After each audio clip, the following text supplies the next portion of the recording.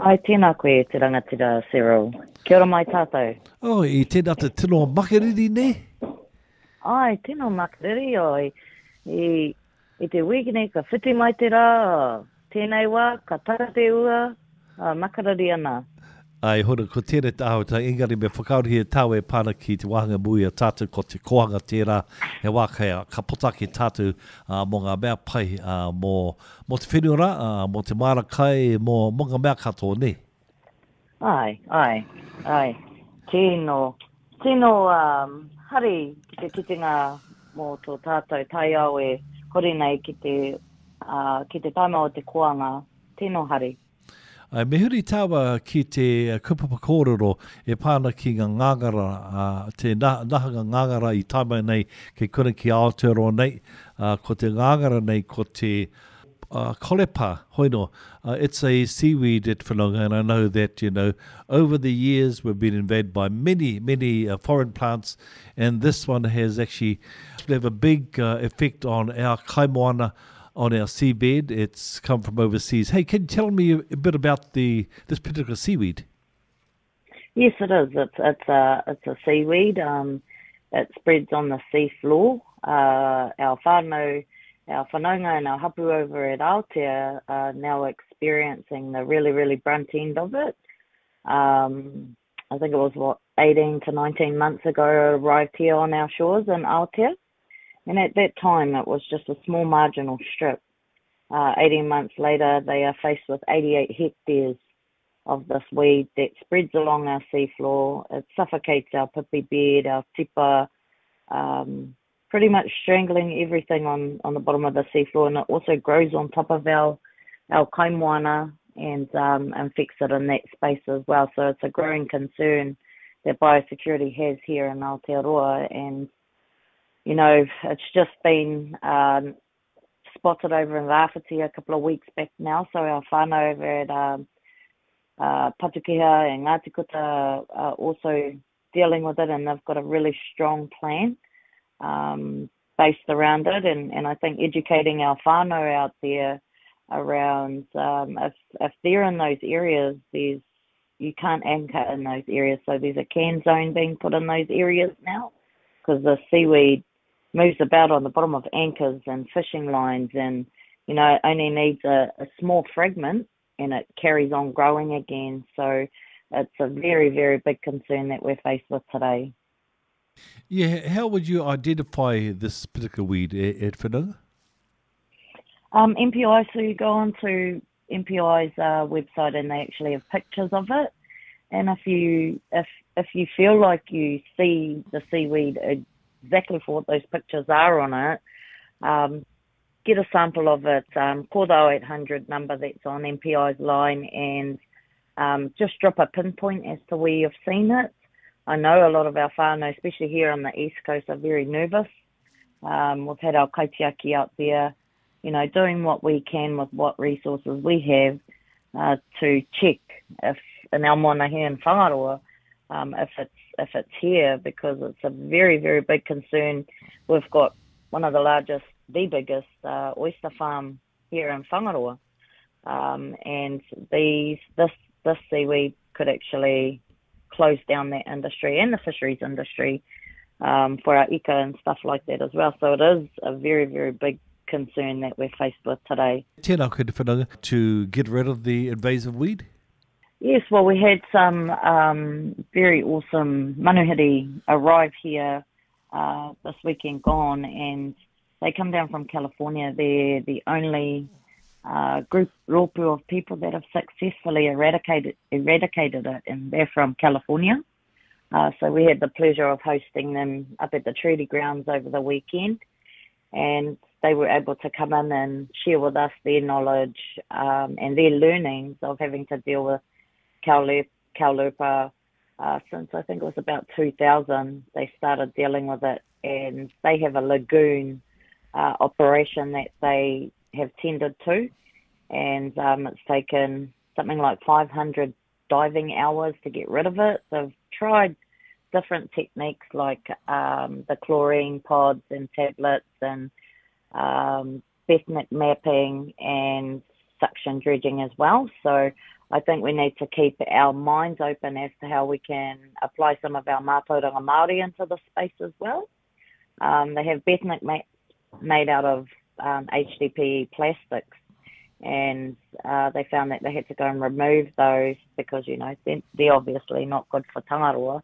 But the joyous thing about us is we're very creative with our whāriki and our muka, and we've got some of our whānau down in Waikato at the moment utilising whāriki mats to reduce the sedimentation in Lake Waikato, or in the river in Waikato, sorry, and it's actually working. So I'd like to be able to test those types of techniques and see if it can hold up. As we know, harakeke and muka and everything like that is a natural part of the environment, and we'll rather have that in there than plastics. Mm. And is there anything being done about it on a bigger level, regionally and nationally? It potentially will have a devastating effect on a lot of the future aquaculture and even ability to be able to go to our cupboards of our tangaroa to pakele kai e te whananga. Yes. So I believe the overall approach that MPI and those that are currently got Caulerpa and their moana is reduce, remove and restore. So those are the angles, and they're starting an elimination game which kicks off in September in those areas, which is suction dredging, because they did some trials, and you have to weigh up the risks, you know, as to what's going to be removed. But when they've suction dredged and left it for a bit and tangaroa's done its thing, all the biodiversity and fauna and flora have come back quite healthily. As for using the likes of chemical chlorine-based stuff, it kind of kills everything in the soil and on the seafloor for quite some time. That may cause us more of an issue than it would a cure. So it was really great news to hear. We had the likes of John Walsh and from MPI come in on Saturday and said that you know, a suction dredging process and operation will take place. A group of tino whanaunga, you know, out at Ngāti Kuta and Patukeha, alongside Ngāti Wai Trust Board, and with the tautoko of the iwi chairs, flew down to meet with the minister around having an action plan. It's been far too long out at Aotea that it's spread so rapidly that they're dealing with quite a large scale. I think out at Rāwhiti, you know, per hectare is something equivalent to 5 to 7 tonnes of seaweed. So the next thought is where are we going to put all of this? What can it be used for? We've had some kōrero with our tohunga throughout the world, actually, that said, hey, we may be able to crush it down and utilise it within rammed earth buildings. I think we need to explore this, because anything that grows, you know, can be utilised as something. We just need to figure out what that is and make sure that it's not wasted or we're doing more damage. It's a lot to learn, and I think we're at that space where everybody is just ready to help out. I know here in Whangaroa we're ready to move into our hapu sort of action plans around what it may look like for Whangaroa and what approach we take, because leaving it and just looking at it and monitoring it, it's not an option. It grows too fast and there's too much at risk. Knowledge of our iwi take has become a really important part of looking for solutions. Yeah, you know, things that actually from our indigenous knowledge can be shared, and looking at ways in which we can deal with our environmental situations that in the past have been ignored really by mainstream. Yes, I have to agree. I have to agree with that, because I think a lot of it ended up becoming more of a commercial drive rather than what the take actually was. And that, you know, when I came into doing what I needed to do around Te Taiao, especially up here in Te Tai Tokerau, it confused me as to why we're using so much chemical-based products in order to fix an issue. And we had been using some of these chemicals for such a long time, but yet we're still, if not in a worse position than what we were when we first went on that venture. I like to see that there's a lot more mātauranga Māori being applied into, that Western science way of thinking and understanding that our science, our mātauranga, is our science. And it's not that it's anything less of value to any kaupapa. It actually enhances the kaupapa. So I'm loving the way things are looking now. I mean, with our wānanga waiora, there was a lot of that kōrero in there. And I think with our kaitiaki, the way they practice what we do is also something that I'm nothing but proud of, to be Māori and seeing our people looking after our taiao and thinking about every element that's in their space, not just one element. So that's the beauty of mātauranga Māori. It connects us to everything.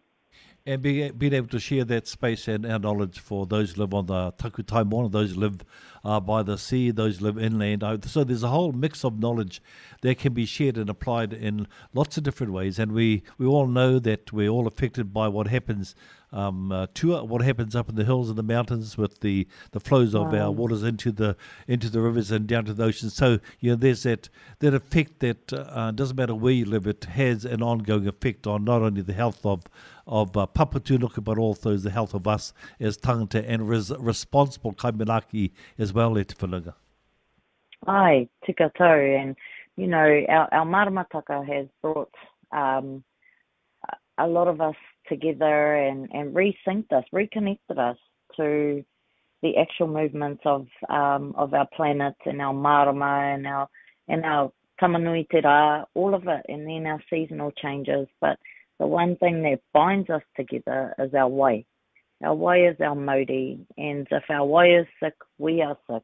Papatūnuku is sick. So the growing concerns that we get faced with every day, whether it be Caulerpa or whether it be, our wastewaters that are happening, I think we can sit down together and collectively agree on a way forward to enhance, protect and restore the mana of our wai.